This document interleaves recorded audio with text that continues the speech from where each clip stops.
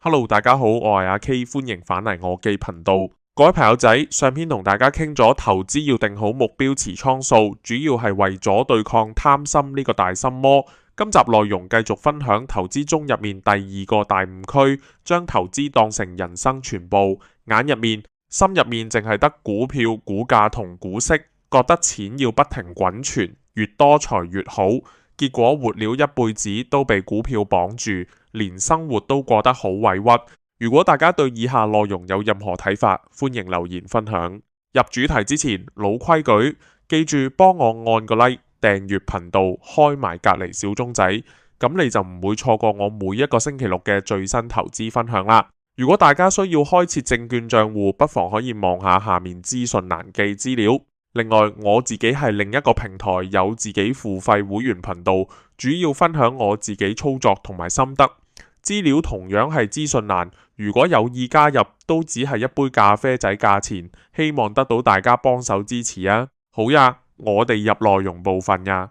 我哋經常會忘記咗賺錢嘅初衷係為咗有更好生活。我身邊識得一個朋友，炒股好多年，專門買收息股，每年股息收入有20幾萬，唔算好多，不過亦唔錯嘅。佢自己本身都有主動收入，但生活就過得好慳皮。平時食飯都淨係食茶餐廳，又或者快餐店，連叫杯嘢飲都要諗下加唔加錢。睇戲都連戲飛貴，加上連陪另一半去旅行都猶豫半年。理由係呢筆錢如果用嚟加倉收息股，咁樣將來又可以多收股息。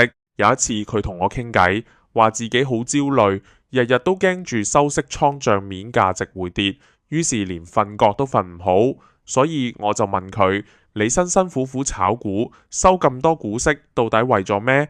去諗一諗先講，咪為咗以後可以過得好啲啊！但我想講，其實所謂好日子唔會識自己走出嚟，感受身在當刻嘅生活品質先至係最真實。如果你為咗慳，下下斤斤計較，連回憶中一次開心嘅旅行都冇，計劃咁，即使你以後有幾千萬身家，又有咩意義呢？所以買收息股寄朋友來嚟，我哋每年派息收返嚟嘅錢，其實真係唔使全部再投資。我自己會建議大家可以設定一個分配比例，比如70%用嚟再投資，30%用嚟享受生活，又或者一半一半，根據自己嘅情況調整，就得呢30%嘅股息。你可以帶屋企人去尖沙咀海景酒店享受一下，唔使睇住菜單價格計計較較，又或者去澳門住一晚新酒店亦得，甚至可以俾自己買一件禮物，犒勞自己過去一年嘅辛苦。既然係咁，既建議，因此我自己每年都會預留一定比例嘅股息用嚟享受下。去年我就用股息報咗入文堂，打算增值自己。今年呢就未有打算。可能用股息收入同屋企人享受下。其實當我哋每次用股息做呢啲事，我內心都會覺得好開心，因為我知道呢筆錢唔單止除咗係投資回報外，更重要係生活中嘅調味品。佢係用嚟拉近我同我愛嘅人之間距離嘅工具。呢啲價值比起銀行戶口入面嘅財富數字深刻得多。好多人以為係投資上賺越多錢，生活品質會越好。但係講真，你人生中賺咗幾多錢，分分鐘都唔夠彌補你以往日日驚驚青青，冇時間去陪屋企人嘅損失。賺錢最終目的，莫非係為咗食好啲、還好啲，同愛嘅人過得開心啲？根本唔係要做資本主義嘅奴隸。再者，有時候我哋都要反人性。用過借錢炒股嘅朋友都知道，還錢比借錢難。想減少投資，比擴大投資更考驗人性。能夠選擇停低嚟，比一味衝前更需要勇氣。就好似買收息股，有時候跌得犀利，好多人會急急腳撻。原因問各個群組大佬點解急跌，搞到自己好焦慮。就好似今年年初中移動咁，經歷一排低迷，成日會有聲音出現，中行動係咪出咗問題啊？需要止蝕嗎？其實大家心中應該會知道，當初買中移動嘅目的係咩價？基本上派息政策無改變計劃，股價跌咗反而應該開心價。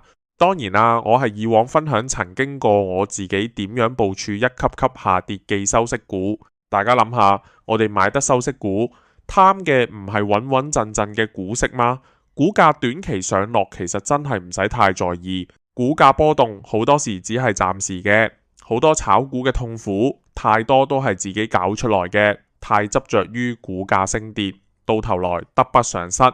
最後，影片想同大家分享一句話：投資嘅最高境界係有錢收又有名嘆。投資真正意義係想優秀嘅公司幫我哋賺錢，帶俾我哋好日子，而唔係我哋為咗股票而星期一至五去幫佢打工。由於本身大家都有份主動工作處理，如果仲要額外花多一份心機去照顧股票倉，你估你係鐵人嗎？學會喺適當嘅時候放手，唔貪多，唔執迷，人生先至活得踏實自在。未來幾個月派息季嘅紅包，既是回報，亦係提醒。希望大家可以記實今日嘅分享。今日嘅分享就到呢度。最後問下大家一個貼地問題：你哋收到股息會唔會留一部分錢享受下呀？歡迎喺留言區同我分享你嘅經歷同想法。好啦，以上就係今日想同大家分享嘅內容。今日影片就到此為止，多謝大家收聽。下一條影片我哋再見面。